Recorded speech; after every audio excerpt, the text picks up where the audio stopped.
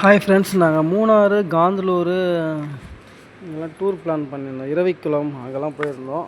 அது இந்த டூரை ஒரு எபிசோடாக உங்களுக்கு போடுறோம் பாருங்கள். டெம்போ ட்ராவலர் புக் பண்ணியிருந்தோம், 12 சீட்டரு. இதோட இன்டீரியர்லாம் காட்டுறேன் பாருங்கள், நல்லா லக்ஸுரியாக இருந்ததுங்க.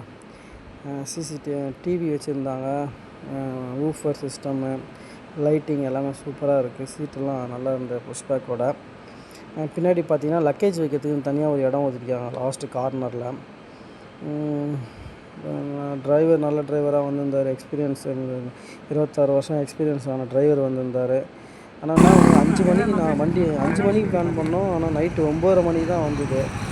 அதுக்கப்புறம் எல்லாருமே ரெடியாக விட்டு வண்டிக்கு பாருங்கள். வண்டி வந்துடுச்சு.